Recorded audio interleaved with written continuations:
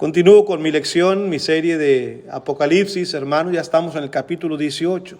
Después de este capítulo nos quedan 4 capítulos más y se va el libro.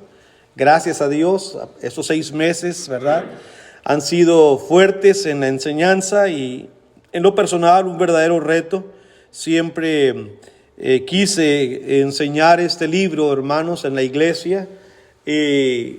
A veces siempre existe un temor predispuesto de lo que se dice la gente, pero ese temor se va, hermanos, cuando nosotros vamos a la palabra de Dios completamente.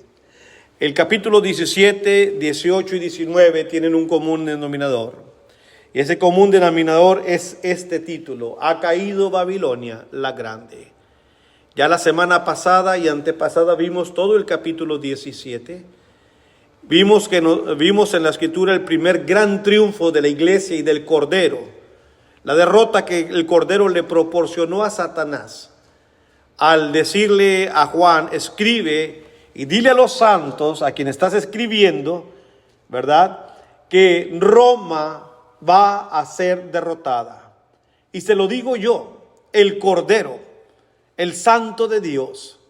Con eso, hermanos, cuando una voz en medio de la angustia llega y te asegura: vas a estar bien, vas a salir de esta, hermanos, el ánimo de una persona cambia por completo. Para aquellas personas que de repente les da la noticia un doctor y dice: tienes cáncer.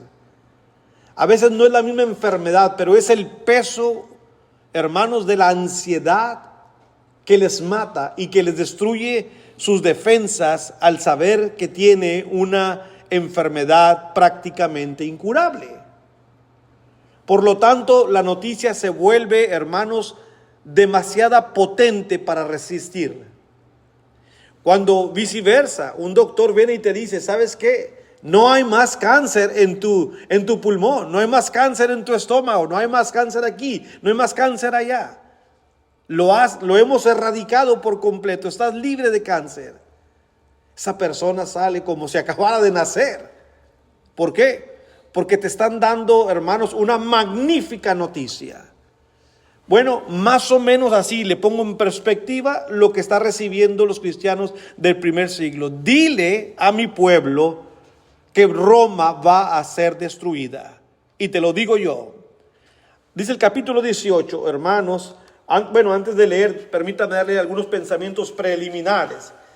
En todo este capítulo, hermanos, vuelvo a repetir, Juan está enfocado, y no es Juan, es Dios que usa a Juan a través del Espíritu para que escribir, y que el enfoque de este capítulo es completamente el mismo: la caída de la antigua Babilonia, es decir, Roma, en los tiempos de Juan. Juan es llevado al cielo en esta visión y ve a Roma desde diferentes puntos de vista, desde diferentes ángulos, y desde ahí trata de que nosotros, o las personas a quien se le escribió, analicen la situación. Este capítulo, hermanos, como el 17 y el 19 que estudiaremos, si el Señor la permite, en las próximas semanas, tiene un lenguaje muy fuerte en relación al Antiguo Testamento. Solamente para muestra basta un botón, como se dice. Abra su Biblia, no en Apocalipsis, pero en Isaías capítulo 13, en donde Dios en el Antiguo Testamento, hablando con la primera Babilonia, o la segunda diríamos, porque la primera fue aquella de Babel, pero en Isaías capítulo 13, hermanos, se escriben profecías sobre esa Babilonia, o en contra de esa Babilonia. Y mire el capítulo 13, iniciando en el versículo 19, para ahorrarnos algo de tiempo. Dice de versos 19 al 22, dice Dios a través del profeta Isaías: y Babilonia, hermosura de reinos y ornamento de la grandeza de los caldeos, será como Sodoma y Gomorra, a las que trastornó Dios. Nadie creería cuando Isaías predicó esto, porque como hemos estado viendo, hermanos, la Babilonia de Nabucodonosor era imponente. Era una ciudad cosmopolita en medio de un desierto, calificada, hermanos, por los griegos como una de las séptimas maravillas, los jardines colgantes de Babilonia. Hermosa en su totalidad y potente. Aquellas murallas, hermanos, que forjaban, hermanos, alrededor de la ciudad capital. Indestructible para muchos. Y dice Dios a través del profeta Isaías, que era un don nadie para la gente de los babilonios, de los caldeos: diles que va a quedar esta ciudad como Sodoma y Gomorra. Yo creo que haría reír a mucha gente. ¿Cómo crees que esto va a pasar? Es como si dijéramos hoy en día: Estados Unidos va a ser como nada en muy poco tiempo si sigue en esta corriente. Alguien diría: hermano, con tanto armamento, con tanta seguridad, este país es invencible. Créame que no. Dile a Babilonia que va a ser semejante a Sodoma y Gomorra. Verso 20: nunca más será habitada, ni se morará en ella de generación en generación, ni levantará ahí tienda el árabe, ni pastores tendrán allí majada, sino que dormirán ahí las fieras del desierto, y sus casas se llenarán de hurones. Ahí habitarán avestruces, ahí saltarán las cabras salvajes. En sus palacios aullarán hienas y chacales en sus casas de deleite. Y cercano a llegar está su tiempo, y sus días no se alargarán. Enfóquese en la penúltima frase del versículo 22, donde dijo Dios: cercano a llegar está su tiempo. ¿Por qué quiero que se enfoque ahí? Porque ahí encuentro la primera lección para mí y para usted. Las cosas en este mundo ocurren bajo los tiempos de Dios. Él es el que se encarga de dar el pago a cada uno cuando llega su tiempo. Ni antes ni después. Mi tiempo va a llegar y el suyo también. El tiempo de las naciones, el tiempo de las personas, de aquellas que rechazan o aceptan el evangelio de Jesucristo. Todo tiene su tiempo, dijo Salomón, bajo el sol. Entonces le dice Dios al profeta Isaías: ya está muy cerca el tiempo para Babilonia. Que es el mismo mensaje que transmitió Jesucristo en aquella parábola cuando la higuera aquella no producía. Ya el hacha está puesta a la raíz del árbol. En ese trabajo que nuestro hermano me ha dado, a mí, el hermano Marrero y el hermano Diego, yo soy el hachero. Él anda con no se baja de su tractor. Hermano, hay una raíz. Y corre el hermano Basilio por una hacha. Esa es parte de mi trabajo, tumbar raíces. A mí me encanta. Raíces y sprinklers. Las sprinklers, dice el hermano Marrero: hermano, usted está loco con las sprinklers. Miro un sprinkler y le vuelo la cabeza. Porque me gusta cómo truenan. ¡Cling! Afuera salió. Entonces, hermanos, así el Señor Jesucristo, ya el hacha está puesta a la raíz. Es decir, no ha llegado su tiempo. Sobre nosotros, ¿cuál será nuestro tiempo? Yo no lo sé. Ni hay adivina que me lea la mano, ni las gitanas ni las húngaras. Me leerán, que no traigo muy limpia mi mano tal vez, pero fuera de eso no. Mi tiempo y el suyo están en las manos de Dios. Si usted está pasando por un problema, una situación, póngala en manos de Dios. Y todo tiene su tiempo. Está su tiempo cercano a llegar y sus días no se alargarán. Entonces, así como esta Babilonia del Antiguo Testamento, Juan habla de la pérdida de negocios, de lujos, de riqueza. Roma se viene abajo. Una de las características de la Roma del tiempo de Juan, parte de su riqueza era las alianzas que tenía. No quiero comparar en todo Estados Unidos con Roma, pero cada vez que medito parece más una copia calcada al carbón. Lo que hace fuerte o que ha hecho fuerte este país después de la Segunda Guerra Mundial fueron todas las alianzas mercantiles y de negocios que ha tenido con el mundo entero. Europa no se diga. Y nosotros de América Latina, pues somos solamente, hermanos, unos vasallos, pero que somos importantes. Pero hubo uno que nunca se sometió y lo tenemos aquí a 90 millas, Cuba. Ha sido un dolor de cabeza para los americanos, porque en la llamada Guerra Fría, los rusos metieron cohetes ahí a Cuba. Y cuando tienes al enemigo a 90 millas cerca de tu casa, no era cualquier cosa. Eso era terrible. En los años 70 aquí en Estados Unidos, la famosa llamada la Guerra Fría, que gracias a Dios no se dio.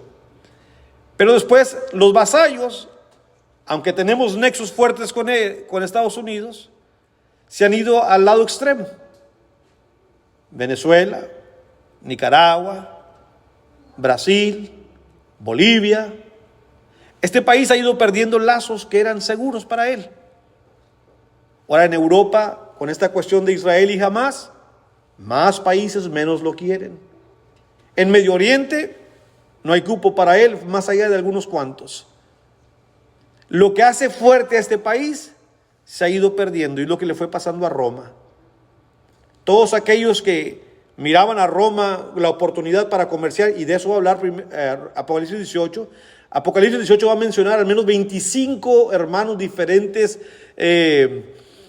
negocios que tenían los países cercanos a Roma con ellos. Al despegarse, ¿es eso casualidad o viene de Dios también? Es que Dios tiene muchas maneras para hacernos entender que Él está en control. Pero Roma creía, como Estados Unidos cree, que Él es el inteligente. No, si Dios te bendice, aprovecha, pero no seas rebelde con Dios.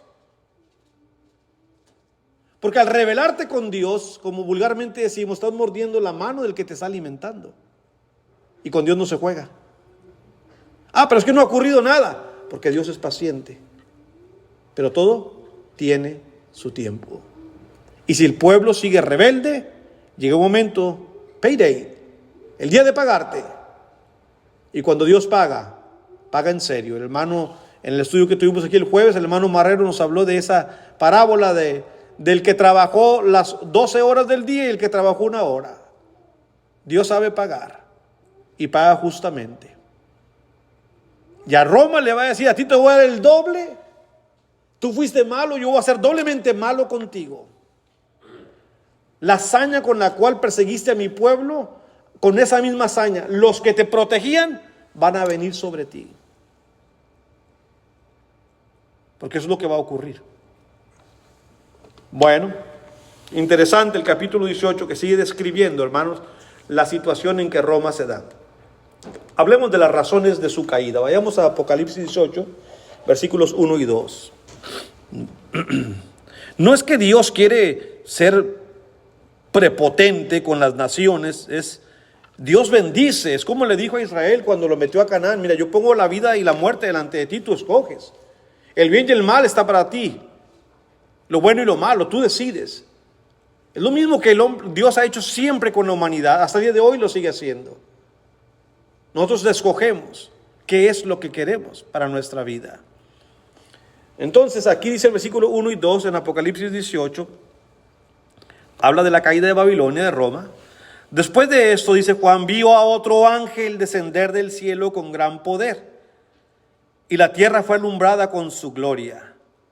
Y clamó con voz potente diciendo: ha caído la gran Babilonia, y se ha hecho habitación de demonios y guardia de todo espíritu inmundo y albergue de toda ave inmunda y aborrecible.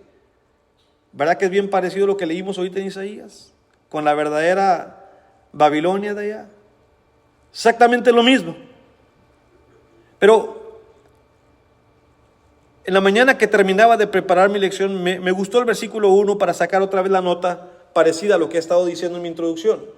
Y digo, qué hermosa lección nos dan los ángeles, aquellos que guardaron la morada, porque hubo quienes que se rebelaron, liderados por Satanás, que no guardaron su morada. Pero los que guardaron su morada, como estos, nos dan una gran lección. Solo hacen, solo van, solo dicen lo que Dios les dice. ¿Acaso no deberíamos nosotros aprender esa lección? Hacer, ir, decir solo lo que Dios dice. Es un gran reto, sin lugar a duda. Pero es lo que Dios está esperando de cada uno de nosotros. Como aquel centurión que le dijo a Cristo que tenía un siervo, o el hijo de un siervo que estaba muy enfermo, y el Señor se dirige a él, y cuando ya está para entrar a su casa dice: no, para, yo soy un hombre que no merezco que tú vengas a mi casa, soy un pecador. Pero como yo soy un hombre bajo autoridad, yo reconozco que si tú tienes autoridad, no tienes ni que venir. Solo di la palabra y mi siervo sanará. Esa clase de fe, dice la Escritura, que Cristo sorprendió porque ni en todo Israel encontró esa clase de fe. ¿Tenemos esa fe nosotros, hermanos? Señor, solo di la palabra. Los ángeles solamente hacen, dicen y van a donde Dios los envía. ¿Por qué no hacer nosotros lo mismo?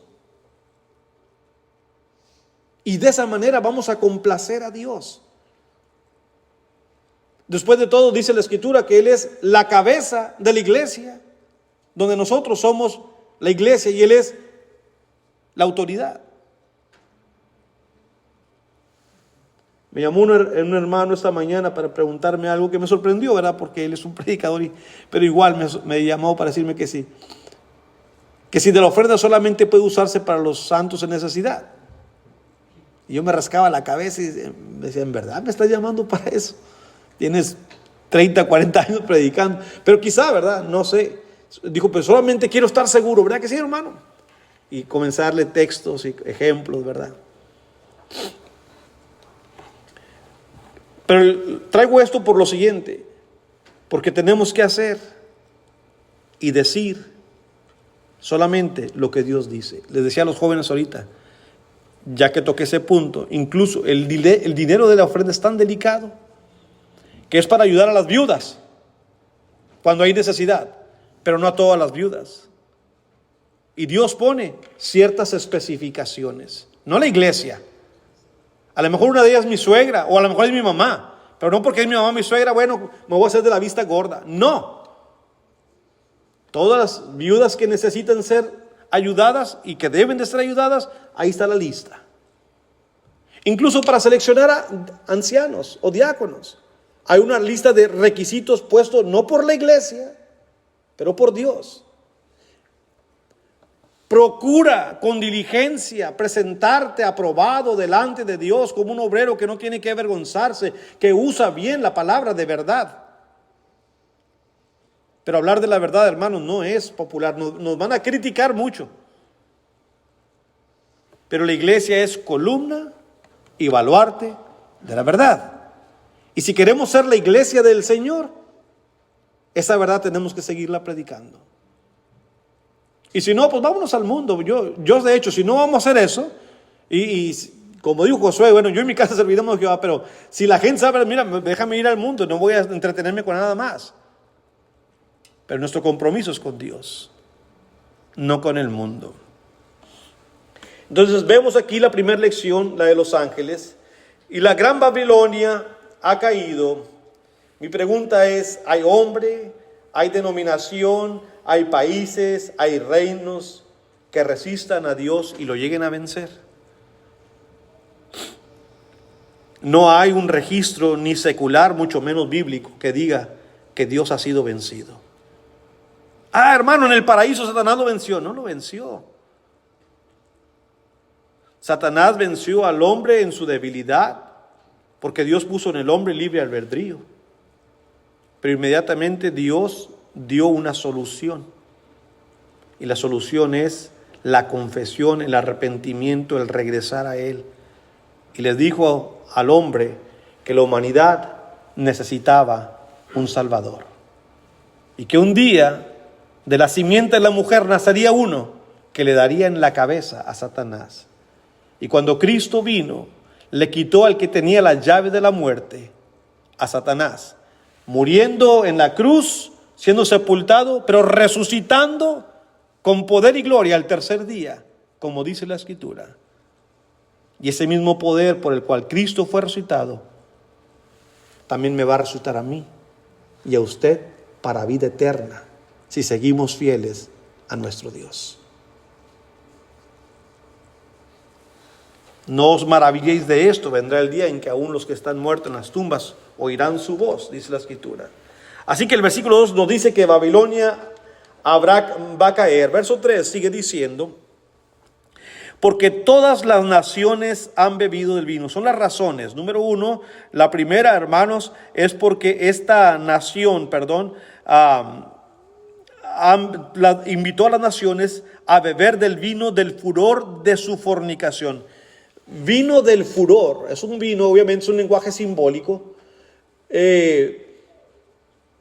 Lo que ella les dio a las naciones aliadas, a los vasallos, hizo que el furor de ella hacia los cristianos, que comienza con Nerón y luego Domiciano, se transmita a esas naciones, no solamente Roma, pero ellos también comienzan a perseguir al cristiano en el primer siglo.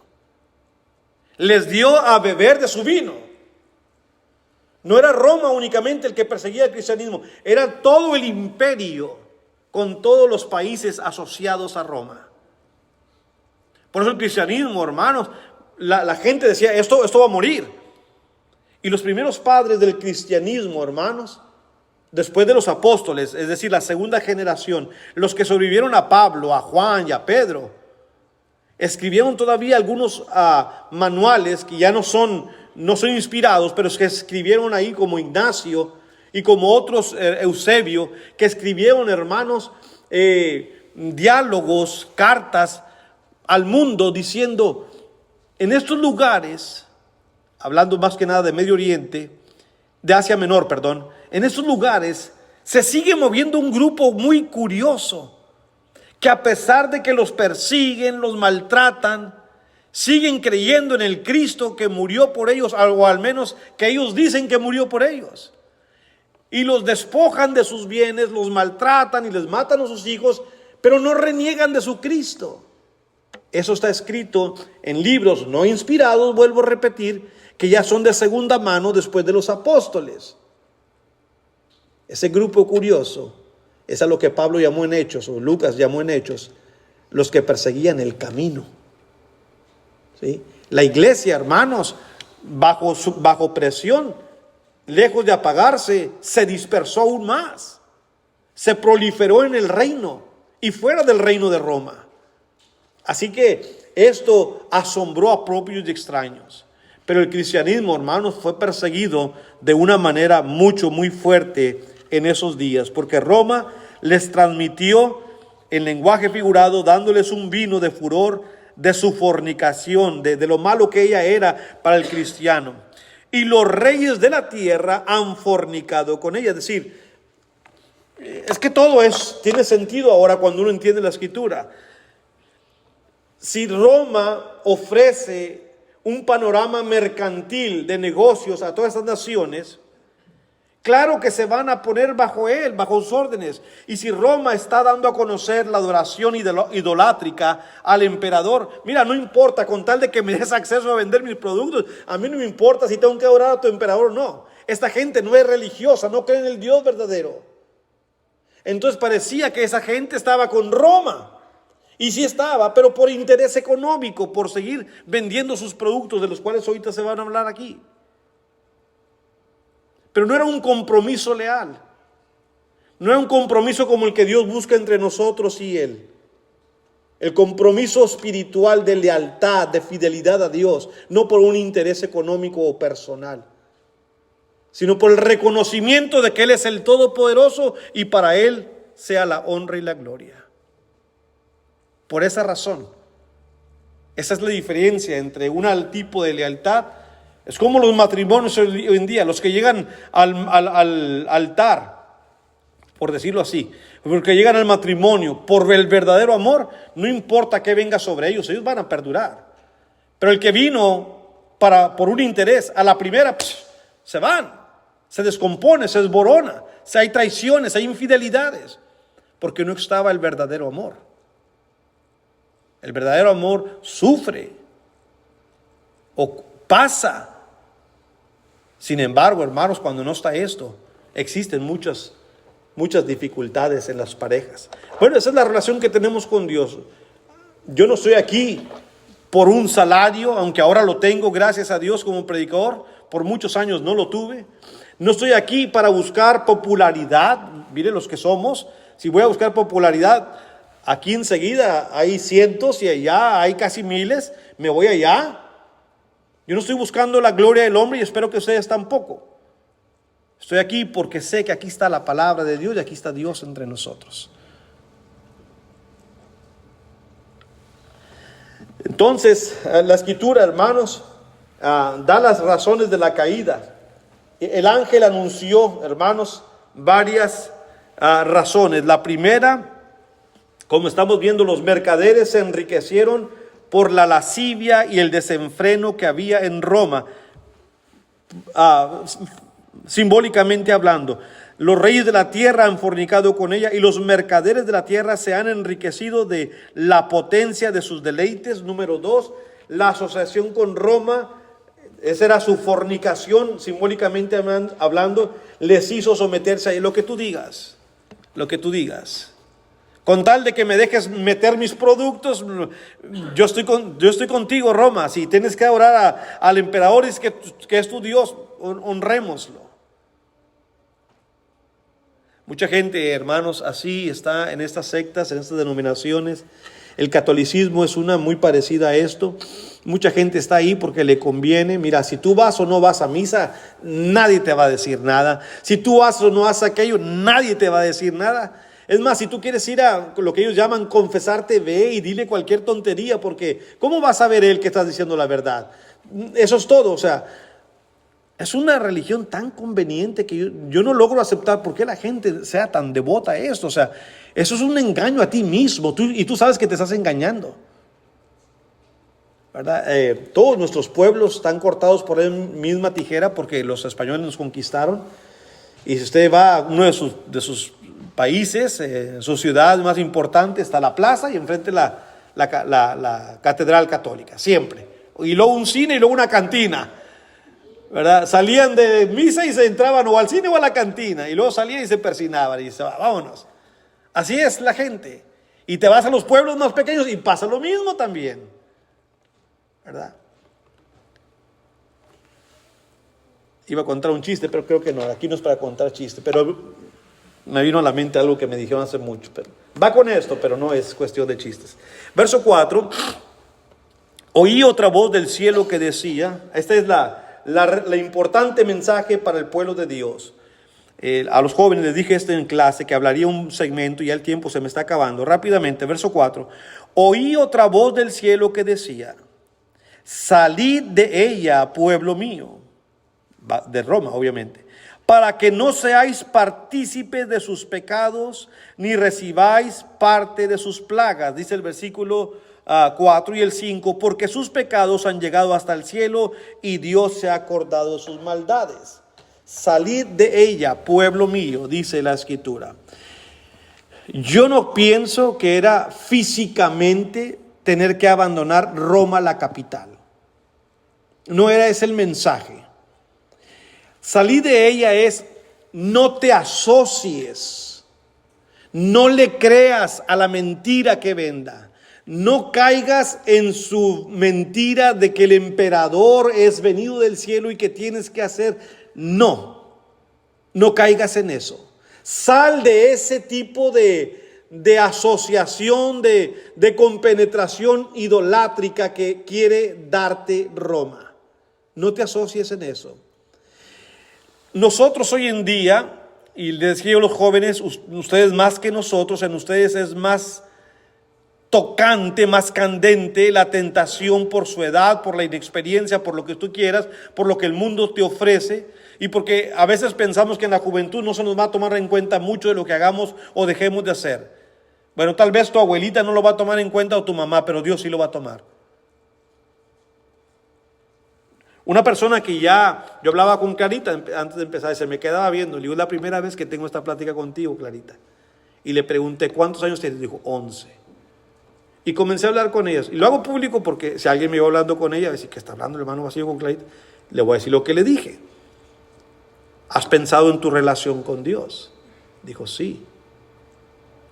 Le dije, ok, siga escuchando con atención los mensajes. Y si un día Dios toca tu corazón, no tienes que tener permiso de tu papá y tu mamá para obedecer a Dios. Y digo esto porque ya he escuchado algunas pláticas de ella queriendo obedecer o preguntando sobre el bautismo.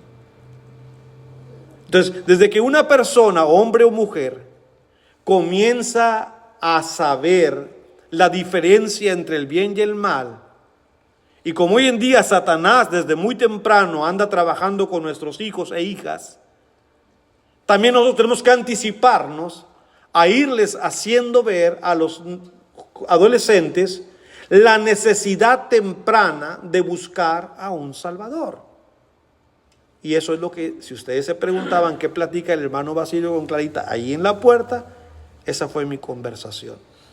No empujarla a hacer nada que ella no quiera, es decirle, piensa en esto, Clarita. Porque ya no es la niña que era hace unos años, ahora ella está despertando, está creciendo, va a entrar a una etapa distinta de su vida y queremos que en esa etapa y en las que vienen, Dios esté presente en su vida.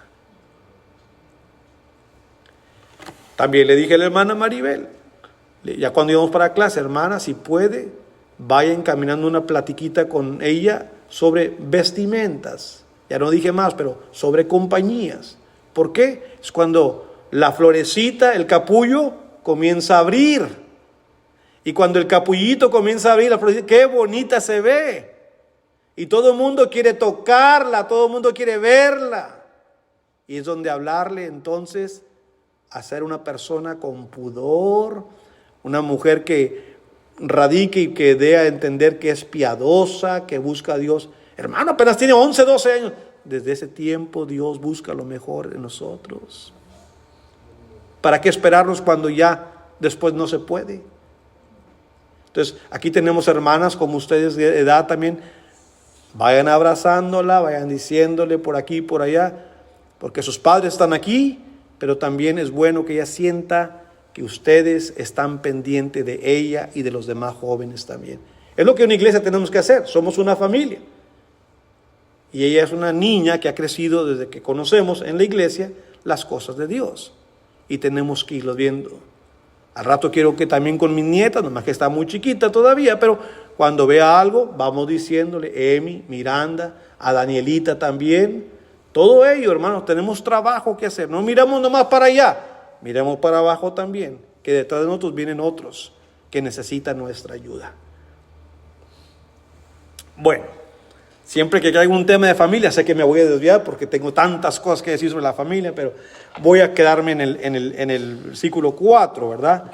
Entonces, salir de ella significa no asociarnos, amados hermanos, no te asocies con ella, no practiques sus pecados. Si lo haces, te van a alcanzar las plagas, vas a ser castigado. ¿Qué acaso, pregunto, sonó su teléfono? Cuando hablamos de eso, Dios, ¿me estás hablando a mí? Porque parece que hay un timbrecito por ahí. Dice 2 Corintios 6, versos 14 al 17. No sé si es el tema o es el clima, pero yo tengo un calor aquí con esto que estoy diciendo. 2 Corintios capítulo 6, verso 14 al 17, dice la escritura así. Estos temas siempre tienen que ser tratados de una manera hermanable, de una manera sin doble sentido y de una manera transparente. Lo menos que queremos en la iglesia es dudas. ¿O qué quiso decir el hermano? No, hay que decir lo que se tiene que decir, sin rodeos y siendo transparente. Dice Pablo en 2 Corintios capítulo 6, verso 14 al 17, no os unáis en yugo desigual con los incrédulos, porque ¿qué compañerismo tiene la justicia con la injusticia? ¿Qué comunión la luz con las tinieblas? ¿Y qué concordia Cristo con Belial? ¿O qué parte el creyente con el incrédulo? ¿Y qué acuerdo hay entre el templo de Dios y los ídolos? Todas estas preguntas son obvias. Nada tiene que ver. Nada de asociación. No es compatible absolutamente nada. Por lo tanto, sigue diciendo, porque vosotros sois el templo del Dios viviente, como Dios dijo, habitaré y andaré entre ellos y seré su Dios y ellos serán mi pueblo. Verso 17, por lo cual salid en medio de ellos y apartaos, dice el Señor, y no toquéis lo inmundo y yo os recibiré. Si estabas pensando cuál es la conexión con Apocalipsis 18, ahí está. ¿Tiene que ver esto con el matrimonio? Bueno, no directamente. Porque muchos dicen, y lo quieren, he visto hermanos de la escuela antigua, como se les llama, no permitían que un cristiano no se casara con una no cristiana. Porque aquí está el versículo que dice eso. Bueno, realmente este tema no estaba tratando la cuestión del matrimonio. Y no podemos estirarlo hasta allá. ¿Sabe por qué? Porque en 1 Corintios, más adelante en el capítulo 7, hay matrimonios mixtos. Hay cristianos que tienen una esposa que no es cristiana. Hay cristianas que tienen un esposo que no es cristiano. ¿Y qué va a hacer con esos versículos? ¿Cómo lo va a hacer que compagine con tu idea forzada de que no está bien que un cristiano? Ahora, siempre vamos a recomendar, se lo he dicho a Roberto, que está de novio o que anda buscando novia, ¿verdad? Que no, eso es malo, eso está en la época y está bien, solamente que sea sosegado, que sea una persona respetuosa, ¿verdad? Cuando ya viene la búsqueda de la que verdaderamente quiere ser tu pareja, para mí, aquí está una hija mía, ¿verdad? También le he dicho a mis hijos, se lo dijimos, qué mejor que buscar una cristiana, alguien que esté contigo en la fe, alguien que tenga la misma creencia. Ahora, ¿es garantía que siempre van a ser felices? No. Pero al menos en lo espiritual no tendrás la cuestión de que es domingo y aquel no quiere ir o aquella no quiere ir, se va a ir, o se va con los católicos, o se va con los pentecostales, yo te voy para acá. Y cuando lleguen los niños, ¿a dónde los vamos? Porque tanto derecho tienes tú como el esposo también.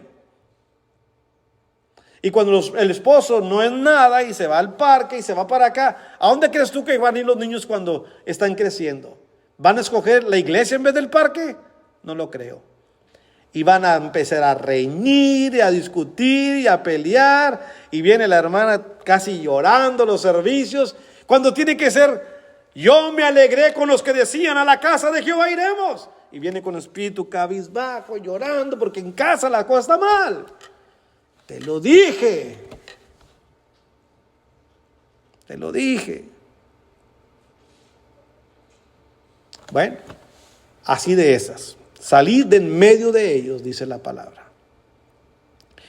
Entonces, el apóstol Pablo dice que cuando escribe sobre el matrimonio, dice que nos apartemos, cuando dice de aquel que tenía, ¿verdad? Déjeme leérselo porque mi idea se me cruzó, pero está en 1 Corintios capítulo 5. Quiero solamente leer la observación de Pablo sobre el apartarse. En 1 Corintios 5:11, más bien os escribí que no os juntéis con ninguno que llamándose hermano fuere fornicario, avaro, idólatra, mediante o maldiciente o borracho o ladrón, con el tal ni aun comáis. No es el salir de Roma, no era el problema Roma en sí. Cristiano puede vivir en medio de Roma y de Sodoma, ¿verdad? Ahora, hay que ser muy cautos.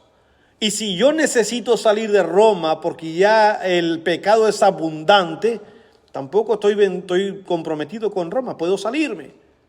Si yo veo, por ejemplo, que estoy en una ciudad como Sodoma y Gomorra, que me quedo ahí, puedo salirme. Pero la idea de Dios es, haz las cosas apropiadamente. Ahora, quedándonos en Roma, pero con una base fuerte, un fundamento fuerte, nuestra manera de vivir, nuestra influencia puede motivar que otros también comiencen a buscar a Dios. Pero va a ser un constante reto para cada uno de nosotros en nuestras vidas. Pero no es imposible. Con Cristo vamos de triunfo en triunfo, dijo el apóstol Pablo. Así que, regresando otra vez a mi lección de Apocalipsis 18, verso 5 ahora. Dice la palabra del Señor, y quizás esta sea la última observación que haga porque el tiempo ya se me fue. Dice la palabra del Señor así. Verso 5, porque sus pecados han llegado hasta el cielo y Dios se ha acordado de sus maldades. A todos se nos llega nuestro tiempo y Roma no es la excepción.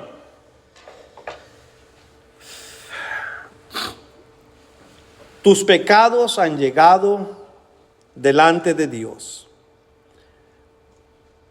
No es que Dios no había visto sus pecados de Roma. Pedro dice que Dios no quiere que nadie perezca, sino que todos procedamos al arrepentimiento. Dios es paciente. Usted y yo ofendemos a Dios. Pero nuestros pecados todavía no han llegado hasta el cielo. Dicho de otra manera, no hemos colmado su paciencia. Tal vez Dios mira que pecamos y en verdad nos duele y nos confesamos nuestros pecados, nos arrepentimos y le pedimos perdón a Dios. Dios Es como un hijo cuando se equivoca con nosotros. Pero viene, ¿sabes qué, papá, mamá? Perdónenme, no tenía que haber hecho esto, discúlpenme. Pues uno se quebranta también como padre y madre y estás más dispuesto a trabajar con un hijo e hija así que con aquel que peca y ni siquiera, ni modo, ¿qué voy a hacer? Con eso se acaba poco la paciencia. Así es Dios. Dios es paciente. Pero llega un punto donde Dios ya no puede tolerar más. Te dio tantas oportunidades que hasta aquí llegué contigo. Y el versículo dice, sus pecados han llegado hasta el cielo y Dios se ha acordado de sus maldades. Ya no más. Y como siempre hemos dicho, cuando Dios dice hasta aquí, o cuando Dios cierra las puertas, no hay poder humano, hermanos, que pueda abrirlas. Y cuando Dios abre puertas, las abre en abundancia. De gracia recibiste, dad pues de gracia. Yo le he tratado de transmitir esta plática al hermano Jairo. Él en su trabajo, por ejemplo, de repente en su academia de fútbol se empezaron a cerrar y ya no, le quitaban un parque. Y de repente se le abrió un negocio que ni siquiera pensaba. Cuando Dios aprieta en un lugar, te va a abrir, si estamos con Él, va a abrir puertas. Pero el día que Dios cierra, olvídate, no hay nada. Por eso, hermanos, mientras Dios sigue abriendo, estemos contentos y aprovechamos agradeciéndole a Dios por las bendiciones que nos da. No es casualidad, ni es porque usted es muy inteligente, no es porque usted se lo ganó, es porque Dios te abrió una puerta más. Dios nos quiere bendecir. Oh almas adúlteras, ¿por qué no entendéis que la amistad con el mundo es enemistad con Dios? Santiago 4:4. Y sobre esto que acabamos de decir en Jeremías 50:15, así como de esta Roma, hermanos, llegó su tiempo, también el profeta Jeremías, al igual que Isaías, profetizó en contra de Babilonia, la de Nabucodonosor, y Dios le dijo esto. Jeremías 50 y versículo 15 dice la palabra de Dios: gritad contra ella en derredor, se rindió, han caído sus cimientos, derribados son sus muros, porque es venganza de Jehová. Tomad venganza de ella, haced con ella como ella hizo. Verso 29 de ahí mismo: haced juntar contra Babilonia flecheros, a todos los que entesan arco, acampad contra ella alrededor, no escape de ella ninguno, pagadle según su obra. Esto lo dice Dios. Pagadle según su obra, conforme a todo lo que ella hizo, haced con ella, porque contra Jehová se ensorbeció, contra el Santo de Israel. Esa fue la antigua Babilonia de la de Nabucodonosor. ¿Y qué cree que hizo Roma? Exactamente lo mismo. Y dijo Dios, vamos a pagarle conforme a eso. Y el doble. Decimos en México, dale su pilón. En Perú dicen, ¿qué? ¿Cómo le dicen, hermano? ¿Cuánto te dan de más? Yape. Dale su yape. ¿Sí? Dáselo. Para que no se vaya así más solita. Dale el sobrante. En primera de Juan 2, versículos 15 al 17, el apóstol Juan, el mismo que recibió las visiones del Apocalipsis, nos dice: no améis al mundo ni las cosas que están en el mundo. Si alguno ama al mundo, el amor del Padre no está en él. Porque todo lo que hay en el mundo, los deseos de la carne, los deseos de los ojos, la vanagloria de la vida, no proviene del Padre, sino del mundo. Y el mundo pasa y sus deseos, pero el que hace la voluntad de Dios permanece para siempre. Bueno, más claro el ejemplo no puede ser, y el dictamen de Dios no puede ser, hermanos, descuidado por ninguno de nosotros. Como conclusión por ahora, porque el tiempo se me fue, regresando al versículo 6 de Apocalipsis 18, dice la palabra del Señor así: dadle a ella como ella os ha dado, y pagadle doble según sus obras. En el cáliz en que ella preparó bebida, preparadle a ella el doble. El cáliz era aquella cosa amarga que hizo sentir contra el cristianismo. Y cuando Dios toma venganza, dijo, denle eso, pero dóblele la cantidad de amargura para que sufra. No se hagan enemigos, no nos hagamos, hermanos, enemigos de Dios, porque vamos a sufrir terriblemente. Satanás se hizo enemigo y Dios le preparó el infierno. ¿No cree que vale más ser amigos de Dios? Así que vamos a unirnos a su causa. Vamos a permanecer en el camino del Señor. Que su palabra encuentre acomodo en nuestras vidas. Si en esta tarde, ¿verdad?, hubiera alguien que no ha obedecido al Señor y esté pensando en su vida física y espiritual sobre todo, siempre le recordamos que Dios nos da la oportunidad, pero también esas oportunidades un día pueden acabarse. Les doy las gracias a todos por su atención. Que Dios les bendiga.